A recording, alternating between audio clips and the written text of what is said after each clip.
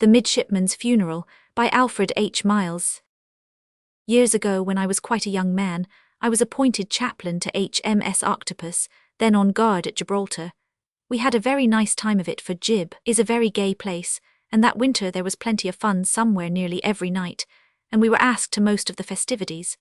Now, on board the Octopus was a young midshipman, whom I will call Munro. He was a handsome young fellow, but rather delicate, and he had been sent to Gibraltar for the sake of the climate, in hopes that the sea air and warm winter might set him up. He was the life of the ship, and wherever he went he was popular, and it is possible he might have outgrown his weakness, for I don't think there was any organic disease at this time, but he got a low fever and died in a week. This low fever was very prevalent, and at the same time that poor young Munro died, an admiral, one of the leading members of society at Gib, died of the same disease. As it was considered infectious, the two bodies were placed in their coffins and carried to the mortuary till the funeral. Oddly enough, both funerals were fixed for the same day, Munro's in the morning and the Admiral's in the afternoon. The Admiral's was to be a very grand affair. All the troops in the garrison were to follow, as well as the naval officers and sailors on board the guardships.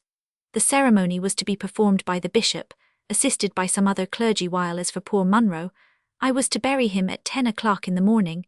6 men were told off to carry the coffin, and it was left to those who liked to act as mourners. Well, the day of the funerals arrived. All the ships were decked with flags half-mast high in honour of the Admiral. Minute guns were fired in honour of the Admiral. Church bells tolled in honour of the Admiral, while as for poor Munro, 1 or 2 of us excepted, no one thought of him. 10 o'clock came, and I with the doctor and all of Munro's comrades, another middy, and the 6 sailors, who, by the way, had all volunteered their services, set out for the mortuary. I had a fancy to follow the poor fellow as far as I could, so I waited while the Jack Tars went inside and fetched out the coffin covered with the Union Jack, and Munro's hat and sword on the top, and then the little procession took its way across the neutral ground to the English cemetery.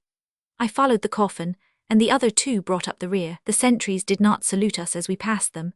At last we reached the cemetery gates. Here I was obliged to relegate my post of chief mourner to the doctor, while I went into the chapel, put on my surplice, and went to the door to meet the body. I then proceeded to bury the poor boy, and when the Union Jack was taken off and the coffin lowered into the grave, I leant over to take one last look. The doctor did the same, and as our eyes met, the same emotion caused us both to blow our noses violently, and it was in a voice of suppressed emotion that I concluded the service. I was so disgusted with the way in which the poor boy had been slighted that I had not intended going to the Admiral's funeral, but after burying Munro, I felt more charitably disposed, so I got into my uniform and duly attended the Admiral's obsequies. It was a very grand affair indeed.